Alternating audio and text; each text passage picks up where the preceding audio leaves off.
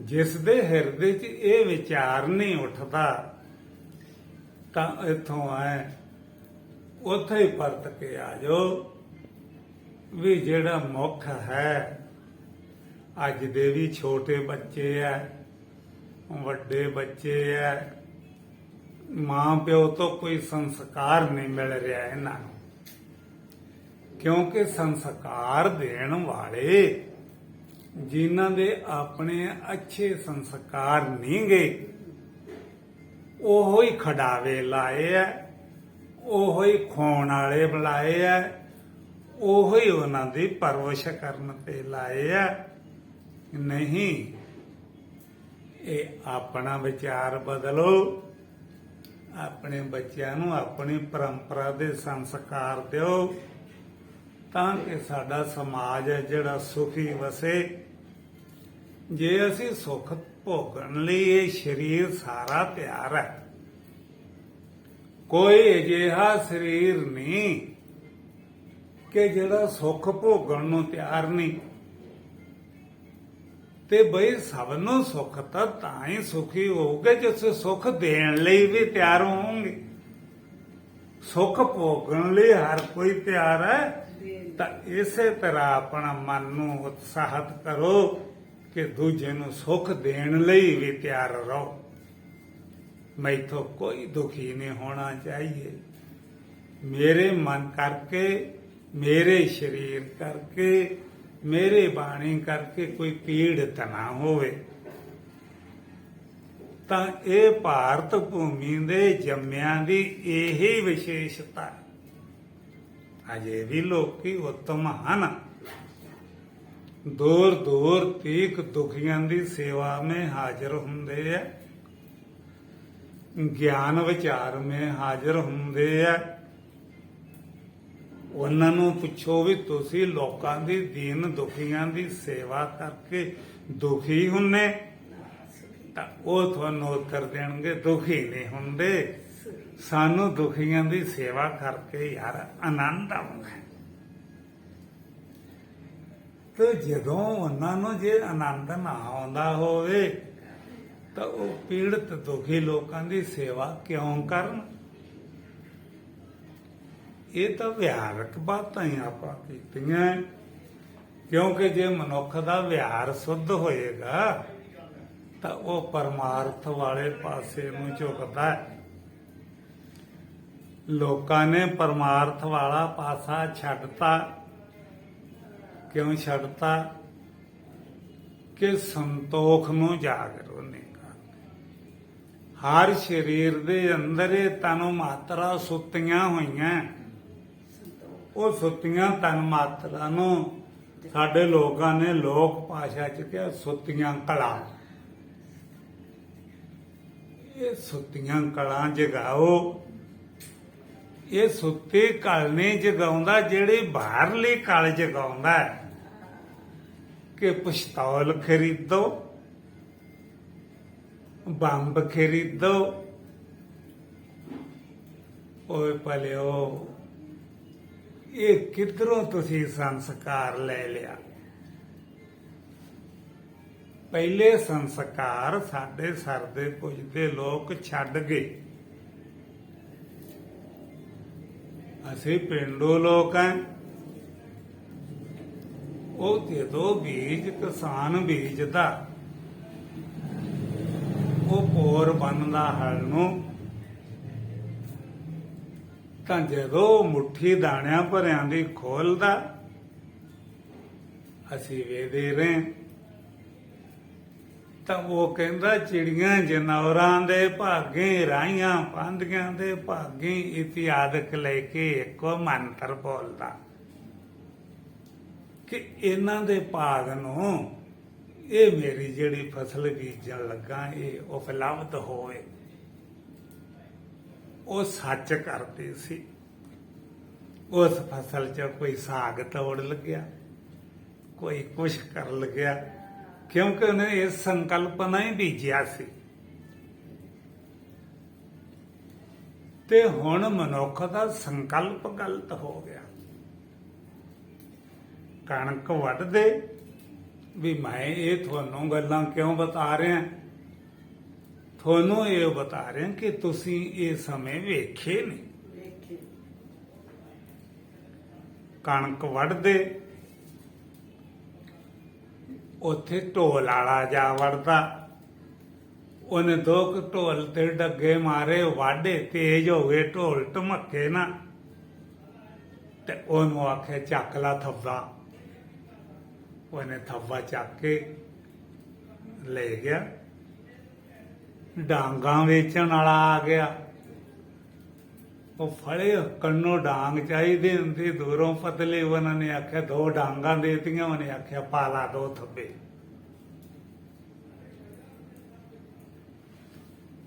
ਅੰਤ ਨੂੰ ਜਦੋਂ ਉਹਦਾ ਖੇਤ ਵੱਢਿਆ ਜਾਂਦਾ ਤਾਂ ਅੱਧਾ ਘਿਆਰਾ ਇਹਦੇ ਨੇੜ ਉਹਨੂੰ ਬੋਲਦੇ ਬੋਦੀ ਛੱਡਦੇ। ਉਹ ਫਿਰ ਗਰੀਬ ਬੰਦੇ ਬੜੀਆਂ ਉਹ ਖੱਦੇ ਹੋ ਛੱਡੇ ਹੋਏ ਨੂੰ ਮੁੱਛ ਲੈਂਦੇ ਸਿੱਟੇ ਆਦੀ। ਇਹ ਹਿਰਦੇ ਦੀ ਉਤਮਤਾ ਸੀ।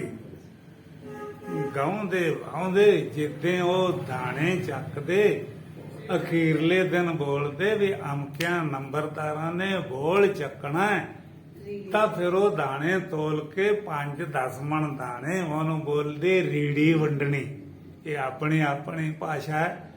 ਉਹ ਫਿਰ ਲੋਕ ਝੋਲੀਆਂ ਕਰਦੇ ਤੇ ਉਹ 2-2 4-4 ਬੁੱਕਾਂ ਉਹਦੀ ਝੋਲੀ ਚ ਪਾਈ ਜਾਂਦੇ, ਤੇ ਉਹ ਨਿਆਣੇ ਸੀਗੇ ਜਿਹੜੇ ਉਹ ਭੱਜ ਕੇ ਹੱਟੀਆਂ ਤੇ ਤੱਕੜੀ ਚ ਪਾ ਦਿੰਦੇ। ਤੱਕੜੀ ਵਾਲੇ ਨੇ ਖਡਾਉਣੇ ਦੇ ਤੇ ਕੋਈ ਡਬਲ ਰੋਟੀਆਂ ਲੈ ਗਿਆ। ਆਨੰਦ ਮੰਗਲ ਮੇ ਸਾਰੇ ਜਾਂਦੇ। ਅੱਜ ਕਿਵੇਂ ਸਾਗ ਤੋੜੋਗੇ? ਜ਼ਿਮੀਂਦਾਰ ਨੇ ਆਪਣੀ ਉਦਾਰਤਾ ਬੰਦ ਕਰ ਲਈ। ਨਾ ਕੋਈ ਰੀੜੀ ਵੰਡਦਾ, ਨਾ ਕੋਈ ਥੱਬਾ ਲਾਂਘਿਆਂ ਦਾ ਦਿੰਦਾ, ਕਿਉਂਕਿ ਮਸ਼ੀਨਾਂ ਰਾਤੇ ਰਾਤ ਵੱਢ ਲੈਂਦੀਆਂ। ਉਹ ਉਦਾਰਤਾ ਕਿਸਾਨ ਦੀ ਵੀ ਖਤਮ ਹੋ ਗਈ, ਤੇ ਜਿਹੜੇ ਕਿਸਾਨਾਂ ਦੇ ਨਾਲ ਕੰਮ ਕਰਦੇ ਸੀ ਉਹਨਾਂ ਦੀ ਕਿਰਤ ਖਤਮ ਹੋ ਗਈ। ਜੇ ਸ਼ਹਿਰੀ ਲੋਕ ਆਪਣੇ ਮਕਾਨ ਮੰਦਰ ਨਾ ਬਣਾਉਂਦੇ ਹੋਣ ਤਾਂ ਜਿਹੜੇ ਪਿੰਡੂ ਲੋਕ ਰਹਿੰਦੇ ਭੁੱਖੇ ਮਰ ਜਾਣ। ਕਿਸਾਨ ਤੇ ਇਹਨਾਂ ਨੂੰ ਕੰਮ ਦਿੰਦਾ ਹੀ ਨਹੀਂ ਕੋਈ। 5-5 2-2 ਸਾਲ ਵਾਸਤੇ ਉਹਨੇ ਜ਼ਮੀਨ ਦੇਤੀ ਬਿਹਾਰੀਆਂ ਨੂੰ ਠੇਕੇ ਤੇ ਬਿਹਾਰੀਏ ਤਾਂ ਬਈ ਛੋਣ ਨਹੀਂ ਦਿੰਦੇ ਆਪਦੇ ਖੇਤ 'ਚ। ਕਿਸਾਨ ਵੀ ਆਪਣੀ ਪਰੰਪਰਾ ਤੋਂ ਗਿਰ ਗਿਆ। ਹਾਂ, ਨੋਟਾਂ ਦੀਆਂ ਥੈਲੀਆਂ ਕਿਸਾਨ ਕੋਲੇ ਬਥੇਰੀਆਂ, ਤੇ ਕਿਸਾਨ ਵੀ ਆਪਣੀ ਐਸ਼ੋ-ਅਰਮਾਨ 'ਚ ਹੀ ਹੈ। ਜਿਹੜੇ ਸਿੰਧੇਪੁਰ ਦੇ ਕਿਸਾਨ ਹੈ ਉਹਨਾਂ ਦੀ ਬਹੁਤਿਆਂ ਦੀ 20% ਦੀ ਚੰਡੀਗੜ੍ਹ ਕੋਠੀ ਹੈ, ਵੱਡਿਆਂ ਜਲੰਧਰ 'ਚ ਕੋਠੀ ਹੈ, ਚੋਟੀ ਕੋਟੀ ਦੇ ਸ਼ਹਿਰਾਂ 'ਚ ਕੋਠੀਆਂ ਪਾਈਆਂ, ਤੇ ਜਵਾਕ ਨਿਆਰੇ ਰਹਿੰਦੇ ਹੈ। ਤਾਂ ਖੇਤੀ ਸੰਭਾਲਣ ਵਾਲੇ ਘਰ ਦੇ ਵਿੱਚ ਕਬੂਤਰ ਕੋਠੀਆਂ 'ਚ ਬੋਲਦੇ ਆ। ਯਾਨੀ ਇਹ ਪਰੰਪਰਾ ਜਿਹੜੀ ਸੀ ਉਹਨਾਂ ਨੂੰ ਚੰਗੀ ਲੱਗਦੀ, ਪਰ ਪੁਰਾਣੀ ਜਿਹੜੀ ਵੱਡਿਆਂ ਦੀ ਪਰੰਪਰਾ ਉਹ ਖਤਮ ਹੈ। ਇਹ ਦੋਸ਼ ਦੇ ਅਧੀਨ ਲੋਕਾਂ ਨੂੰ ਪਤਾ ਨਹੀਂ ਲੱਗਦਾ ਵੀ ਇਹਨਾਂ ਦਾ ਸ਼ੁਭ ਕਾਜ ਅਸੀਂ ਛੋੜਤਾ ਤਾਂ ਸਾਨੂੰ ਦੋਸ਼ ਵੀ ਹੈ। ਉਹ ਦੋਸ਼ ਦਾ ਫਲ ਭੋਗਦੇ ਹੋਏ ਸਰਦਾਰ ਲੋਕ ਰਾਤਾਂ ਦੇ ਪਿੱਛੇ ਤਰੀਕਾਂ ਤੇ ਧੱਕੇ ਖਾਂਦੇ ਆ। ਚੌਧਰੀ ਲੋਕ ਤਰੀਕਾਂ ਦੇ ਪਿੱਛੇ ਧੱਕੇ ਖਾਂਦੇ ਆ, ਕਿਉਂਕਿ ਵੀ ਯਾਰ ਤੁਸੀਂ ਤਾਂ ਕੋਈ ਦੋਸ਼ ਨਹੀਂ ਕੀਤਾ। ਨਹੀਂ, ਤੁਸੀਂ ਆਹ ਦੋਸ਼ ਕੀਤਾ ਕਿ ਜਿਹੜੇ ਆਪਣੀ ਪਵਿੱਤਰਤਾ ਉਦਾਰਤਾ ਛੱਡਤੀ। ਇਹਨਾਂ ਨੇ ਦੋਸ਼ ਉਹ ਕੀਤਾ ਕਿ ਇਹਨਾਂ ਨੂੰ ਗਲਤ ਮਾਰਗ ਮਿਲ ਗਿਆ। ਉਹ ਗਲਤ ਮਾਰਗ ਚੱਲਦਿਆਂ ਅੱਜ ਮਾਂ ਪਿਓ ਵੀ ਧੱਕੇ ਖਾਂਦਾ। ਮਾੜੀ ਜੀ ਕਾਰ ਦੀ ਆਵਾਜ਼ ਆਉਂਦੀ ਤੇ ਲੱਗਦਾ ਆਈ ਪੁਲਿਸ। ਲੁਕ ਕੇ ਰੋਟੀਆਂ ਖਾਂਦੇ ਜਾਇਦਾਦਾਂ ਦੇ ਮਾਲਕ। ਕਿਉਂ? ਕਿ ਬੱਚਿਆਂ ਨੂੰ ਸੰਭਾਲਿਆ ਨਹੀਂ, ਬੱਚਿਆਂ ਨੂੰ ਗਲਤ ਪਾਸੇ ਲਾਇਆ, ਤੇ ਉਹ ਬੱਚੇ ਉਹਦਾ ਇਹ ਫਲ ਭੋਗ ਰਹੇ ਆ ਮੰਗਰ ਬੈਠੇ। ਤੇ ਇਹ ਗਰੀਬ ਲਈ ਵੀ ਇਹੋ ਹੀ ਹੈ ਕਿ ਆਪਣੇ ਬੱਚਿਆਂ ਨੂੰ ਸੁਤੰਤਰਤਾ ਮਤ ਦਿਓ। ਵੀ ਬੱਚਿਆਂ ਨੂੰ ਇੰਨੀ ਸੁਤੰਤਰਤਾ ਦਿੱਤੀ ਹੈ ਲੋਕਾਂ ਨੇ। ਇਹ ਸੁਤੰਤਰਤਾ ਉਹਨਾਂ ਨੂੰ ਸੁੱਖ ਦੀ ਦੇਣੀ ਹੈ ਕਿ ਉਹਨਾਂ ਨੂੰ ਜੋ ਮਰਜ਼ੀ ਕਰਦੇ ਫਿਰ ਉਹਦੀ ਦੇਣੀ ਹੈ। ਇਹ ਸਾਡਾ ਸਮਾਜ ਦਾ ਜਿਹੜਾ ਢਾਂਚਾ ਹੈ, ਇਹ ਸਾਨੂੰ ਸੋਚ ਕੇ ਚੱਲਣਾ ਚਾਹੀਦਾ ਵੀ ਇਹ ਗਲਤ ਪਾਸੇ ਜਾ ਰਿਹਾ। ਪਰ ਤੋਂ ਪਿਛਲੇ ਸੰਸਕਾਰ ਮੇ ਉਤਮਤਾ ਜਗਾਵੋ ਕਿ ਕੀ ਇਹ ਨਗਰ ਦੇ ਵਿੱਚ ਢੰਡੋਰਾ ਦਿਓ ਕਿ ਸਾਰਾ ਨਗਰ ਸਾਡਾ ਭੈਣ ਭਰਾ ਹੈ, ਅਸੀਂ ਵੀ ਭੈਣ ਭਰਾ ਹੈ ਨਗਰ ਵਾਸੀਆਂ ਦੇ। ਜਿਹੜਾ ਕੋਈ ਸ਼ਹਿਰ ਦਾ ਸੂਝਵਾਨ ਪੁਰਸ਼ ਹੈ, ਉਹ ਕਿਤੇ ਮਹੀਨੇ ਮਗਰੋਂ ਪਿੰਡ ਗੇੜਾ ਮਾਰਦਾ ਕਿਉਂਕਿ ਉਹ ਚੰਡੀਗੜ੍ਹ ਰਹਿੰਦਾ। ਜਿਹੜੇ ਚੌਧਰੀ ਦੇ ਆਸਰੇ ਨਗਰ ਦੇ ਲੋਕਾਂ ਨੇ ਸੁੱਖ ਲੈਣਾ ਸੀ ਵੀ ਸਾਡਾ ਸਰਦਾਰ ਹੈ ਚੌਧਰੀ, ਤੇ ਚੌਧਰੀ ਹੋਰੀ ਤਾਂ ਚੰਡੀਗੜ੍ਹ ਬੈਠੇ ਆ।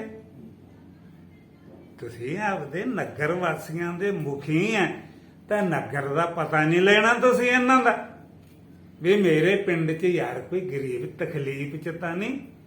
ਜੇ ਤਕਲੀਫ 'ਚ ਤਾਂ ਉਹਦੀ ਹੱਲ ਤੂੰ ਸਰਦਾਰ ਤੂੰ ਨਾ ਕਰੇਂਗਾ ਤਾਂ ਕੌਣ ਕਰੂਗਾ? ਉਹ ਸਰਕਾਰ ਹੱਲ ਧੱਕ ਦਿੰਦੇ ਆ ਵੀ ਸਰਕਾਰ ਕਰੇ, ਤੇ ਤੁਸੀਂ ਨੇ ਮੁਖੀ ਪਿੰਡ ਦੇ। ਇਹ ਤੁਹਾਡੀ ਜ਼ਿੰਮੇਵਾਰੀ ਹੈ। ਮੇਰੇ ਘਰ ਪਿੰਡ 'ਚ ਕੋਈ ਗਰੀਬ ਦੁਖੀ ਨਾ ਹੋਵੇ, ਕਿਸੇ ਬਹੂ ਬੇਟੀ ਨੂੰ ਤਕਲੀਫ ਨਾ ਹੋਵੇ, ਕਿਸੇ ਮਾਈ ਭਾਈ ਨੂੰ ਤਕਲੀਫ ਨਾ ਹੋਵੇ, ਕੋਈ ਭੁੱਖਾ ਨਾ ਸੋਵੇ। ਤਾਂ ਇਹ ਸਮਾਜ ਸੇਵੀ ਲੋਕ ਇਹ ਕੰਮ ਅਜੇ ਕਰਦੇ ਆ, ਲੋਕਾਂ ਦੀ ਸਾਰ ਸੰਭਾਲ ਲੈਂਦੇ ਆ ਤੇ ਸਰਕਾਰ ਵੀ ਸਾਰ ਸੰਭਾਲ ਲੈਂਦੀ ਹੈ। ਤੇ ਤੇਰੇ 100 ਕਿੱਲੇ ਦੇ ਗੇਟ ਨਹੀਂ ਖੋਲਦੇ, ਲੋਕ ਖੜਕਾਉਂਦੇ ਆ ਨੇ ਉਹ ਤਾਂ ਚੰਡੀਗੜ੍ਹ ਹੈ ਜੀ ਸਾਰੇ। ਤੇ ਫਿਰ ਤੁਹਾਡੀ ਸਰਦਾਰੀ ਦਾ ਲੋਕਾਂ ਨੂੰ ਕੀ ਫਾਇਦਾ? ਪਰ ਤੋਂ ਪਿੰਡਾਂ 'ਚ ਜੰਮੇ ਆ, ਪਿੰਡਾਂ 'ਚ ਰਹੋ, ਲੋਕਾਂ ਦੇ ਗੇੜੇ ਫੇੜੇ ਮਾਰ ਕੇ ਵਸਤੀਆਂ 'ਚ ਲੋਕਾਂ ਦੀਆਂ ਭਾਵਨਾ ਜਾਣੋ, ਦੁਨੀਆ ਕੀ ਚਾਹੁੰਦੀ ਹੈ, ਦੁਨੀਆ ਸਾਥੋਂ ਕੀ ਅਪੇକ୍ଷା ਰੱਖਦੀ ਹੈ। ਤੁਸੀਂ ਆਪਣੀ ਐਸ਼ ਬਣਾ ਲਈ, ਗਨ ਮਨ ਲੈ ਲਈ ਜੀ, ਮੈਨੂੰ 4 ਗਨ ਮਨ ਮਿਲ ਜਾਣ। ਅੱਛਾ, ਜਿਹੜਾ ਅਮੀਰ ਹੈ ਜਾਂ ਕੋਈ ਚੌਧਰੀ ਹੈ ਵੀ ਤੈਨੂੰ ਗਨਮੈਨ ਚੌਧਰ ਦੇ ਮਿਲੇ ਆ ਕਿ ਤੈਨੂੰ ਗਨਮਨ ਤੇਰੀ ਜੀਵਨ ਜਿਸ ਨੂੰ ਅਸੀਂ ਚੇਤਨਾ ਬੋਲਦੇ ਜਾਨ ਦੇ ਰੱਖ ਕੇ ਮਿਲੇ। ਪਹਿਲਾਂ ਇਹ ਸੋਚ ਵੀ ਤੇਰੇ 4 ਗਨਮੈਨ ਮੰਗਰ ਆਉਂਦੇ ਆ ਵੀ ਤੇਰੀ ਚੌਧਰ ਦੀ ਰੱਖਿਆ ਵਾਸਤੇ ਆਉਂਦੇ ਆ ਕਿ ਤੇਰੀ ਜਾਨ ਦੀ ਰੱਖਿਆ ਵਾਸਤੇ ਆ ਇਹ। ਤੇ ਜੇ ਤੇਰੀ ਜਾਨ ਦੀ ਰੱਖਿਆ ਵਾਸਤੇ ਹੈ ਤਾਂ ਜਾਨ ਤਾਂ ਜਿਹੜਾ ਰਕਸ਼ਾ ਚਲਾਉਂਦਾ ਉਹਦੀ ਵੀ ਇਹੋ ਹੀ ਹੈ ਜਿਹੜੀ ਤੇਰੀ ਹੈ, ਤੇ ਰਕਸ਼ੇ ਵਾਲੇ ਨੂੰ ਵੀ ਗਨਮਾਨ ਮਿਲਣੇ ਚਾਹੀਦੇ ਆ। ਜਿਹੜਾ ਰੇੜੀ ਲਈ ਜਾਂਦਾ ਉਹਦੀ ਜਾਨ ਰੱਖਿਆ, ਉਹਦੀ ਜਾਨ ਘੱਟ ਹੈ। ਤੇ ਕਈਆਂ ਦੀ ਜਾਨ ਦੀ ਰੱਖਿਆ ਵਾਸਤੇ ਜਾਨ ਰੱਖਕ ਲਾਤੇ, ਤੇ ਜਿਹੜੇ ਕਮਾ ਕੇ ਦੁੱਖ ਭਾਵ ਦਾ ਗੁਜ਼ਾਰਾ ਕਰਦੇ, ਇੱਕ ਦੂਜੇ ਨਾਲ ਵਟਾਂਦਰਾ ਕਰਦੇ, ਤੇ ਉਹਨਾਂ ਦੀ ਰੱਖਿਆ ਵਾਸਤੇ ਖੁਦਾ ਹੈ। ਤੇ ਜੇ ਇਹਨਾਂ ਦੀ ਰੱਖਿਆ ਖੁਦਾ ਕਰਦਾ ਤਾਂ ਤੁਹਾਡੀ ਵੀ ਕਰ ਸਕਦਾ। ਤੇ ਤੁਸੀਂ ਕਾਹਤੋਂ ਗਨਮਾਨ ਲਏ ਜਾਨ ਦੀ ਰੱਖਿਆ ਵਾਸਤੇ? ਤੇ ਜਾਨ ਸਾਡੀ ਕਿਹੜਾ ਘੱਟ ਹੈ? ਤੇ ਸਾਡੀ ਜਾਨ ਲਈ ਕੀ ਦਿੰਦੀ ਸਰਕਾਰ? ਚੌਧਰੀਆਂ ਦੀ ਚੌਧਰ ਪੈਦਾ ਕਰਨ ਵਾਸਤੇ, ਬਰਕਰਾਰ ਰੱਖਣ ਵਾਸਤੇ ਗਨਮੈਨ ਹੈ ਕਿ ਜਾਨ ਦੀ ਰੱਖਿਆ ਵਾਸਤੇ ਹੈ? ਜੇ ਜਾਨ ਦੀ ਰੱਖਿਆ ਵਾਸਤੇ ਹੈ ਤੇ ਰਕਸੀ ਰੇੜੇ ਵਾਲੇ ਦੀ ਵੀ ਜਾਨ ਉਹੋ ਹੀ ਹੈ, ਤੇ ਚੌਧਰੀ ਦੀ ਵੀ ਜਾਨ ਉਹੋ ਹੀ ਹੈ। ਜਾਨ 'ਚ ਕੋਈ ਫਰਕ ਨਹੀਂਗਾ ਤੇ ਗਿਆਨ 'ਚ ਵੀ ਕੋਈ ਫਰਕ ਨਹੀਂਗਾ, ਤੇ ਫਰਕ ਕਰਤੱਵ 'ਚ। ਕਰਤੱਵ ਅਗੇ ਸਭ ਕਾਜ ਕੋਇਆ ਆਦ ਵਿਚਾਰ ਭਲੋ। ਸਾਰੇ ਕਾਜ ਕੋਈ ਵੀ ਕਰਦੇ ਹੈ ਉਸ ਤੋਂ ਪਹਿਲਾਂ ਵਿਚਾਰ ਕਰਨਾ ਜ਼ਰੂਰੀ ਹੈ। ਵਿਚਾਰ ਕਰੋ ਤਾਂ ਅੰਤ ਨੂੰ ਜਿਹੜਾ ਵਿਚਾਰ ਸਾਗਰ ਦੇ ਤੁਸੀਂ ਵਿਚਾਰ ਸਾਗਰ ਪੜ੍ਹੇ ਆ, ਇਹ ਬਾਤ ਆ ਗਈ ਕਿ ਨਾ ਅੱਜ ਸਾਬਤ। ਅਕੇ ਕਰ ਵਿਚਾਰ ਯੋਂ ਦੇਖਿਓ ਪੁੱਤਰ ਸਦਾ ਦੁੱਖ ਰੂਪ। ਇਹ ਪੁੱਤਰਾਂ ਦੇ ਸਤਾਏ ਹੋਏ ਮਾਂ ਪਿਓ ਕਈਆਂ ਦੇ ਆਪਾਂ ਕਿਹੜਾ ਜਾਣਦੇ ਆ, ਟੀਵੀ ਚੈਨਲਾਂ ਰਾਹੀਂ ਦਿਸਦੇ ਆ, ਗੇਟ ਬੰਦ ਕੀਤੇ ਤੇ ਦੁਆਰ ਦੇ ਵਿੱਚ ਦੀ ਗੇਟ ਦੇ ਜੰਗਲਿਆਂ ਦੇ ਗੱਲ ਕਰਦੇ ਡਰਦੇ। ਕਿਸੇ ਨੇ ਦੁੱਖ ਦਿੱਤਾ? ਘਰ ਵਿਚਾਰ ਜਿਉਂ ਦੇਖਿਓ ਪੁੱਤਰ ਸਦਾ ਦੁੱਖ ਰੂਪ, ਸੁਖ ਚਾਹਤ ਜੋ ਪੂਤ ਤੇ ਤੋ ਮੂੜਨ ਕੇ ਭੂਪ। ਇਹ ਤਾਂ ਮੂਰਖਾਂ ਦੇ ਰਾਜੇ ਆ ਜਿਹੜੇ ਇਹਨਾਂ ਤੋਂ ਸੁੱਖ ਚਾਹੁੰਦੇ ਆ। ਹਾਂ, ਕੋਈ ਇਹ ਹੈ 10-20% ਆਦ ਲੋਕਾਂ ਦੀ ਬੜੀ ਲਾਇਕ ਵੀ ਹੈ, ਤੇ 80% ਤੇ ਦਿਲ ਲਕੀਲੇ ਫੇਰ ਦਿਓ ਕਿ ਇਹ ਮਾਂ ਪਿਓ ਨੂੰ ਪੀੜਾ ਦੇਣ ਵਾਸਤੇ ਹੈ, ਸੁੱਖ ਦੇਣ ਵਾਸਤੇ ਕੋਈ ਵਿਰਲਾ। ਅਗਰ ਜੇ ਕੋਈ ਸਾਡੀ ਗੱਲ ਨੂੰ ਸੁਣੇਗਾ ਤਾਂ ਉਹ ਇਹ ਯਾਦ ਕਰਨ ਕਿ ਅੱਜ ਤੋਂ ਪਲਟਾ ਮਾਰਨ ਕਿ ਅਸੀਂ ਜਿਹੜੇ ਆਪਣੇ ਦੋਸ਼ਾਂ ਨਾਲ ਆਪਣੇ ਮਾਂ-ਪਿਓ ਨੂੰ, ਆਪਣੇ ਰਿਸ਼ਤੇਦਾਰਾਂ ਨੂੰ, ਆਪਣੇ ਨਗਰ ਸ਼ਹਿਰ ਨੂੰ, ਪਿੰਡ ਨੂੰ ਕਲੰਕਿਤ ਕੀਤਾ, ਉਸ ਨੂੰ ਮੈਂ ਜਿਉਂਦਾ ਸਰੀਰ ਦੇ ਉਹ ਕਲੰਕਿਤ ਹੋ ਜਾਵਾਂ, ਤਾਂ ਕਿ ਸਾਡੇ ਖਾਨਦਾਨ ਦੇ ਵਿੱਚ ਕਲੰਕ ਨਾ ਲੱਗੇ ਰਹਿ ਜਾਣ ਕਿ ਫਲਾਣੇ ਪਰਿਵਾਰ ਦੇ ਬੱਚੇ ਇਹ ਜੇ ਗੰਦੇ ਹੋਏ। ਤਾਂ ਉਹ ਕਲੰਕਿਤ ਹੋਣ ਲਈ ਆਪਣੀ ਵਾਸਤਵਿਕ ਅਵਸਥਾ ਹਾਲਤ ਵਿੱਚ ਆ ਜਾਓ, ਉਹਦਾ ਚਿੰਤਨ ਕਰੋ कि मैं सत चेतन आंदे अबनासी हूँ, मैं आत्म पर का वासी हूँ, नहीं मात पिता का जाया हूँ, नहीं जन्म तार मैं आया। मैं सत चेतन आंदे अबनासी हूँ, मैं आत्म पर का वासी हूँ, नहीं मात पिता का जाया हूँ, नहीं जन्म तार मैं आया। मैं सत चेतन आंदे अबनासी हूँ, मैं आत्म पुर का वासी हूँ, नहीं मात पिता का जाया हूँ, नहीं जन्म तार मैं आया हूँ। ओ शांति।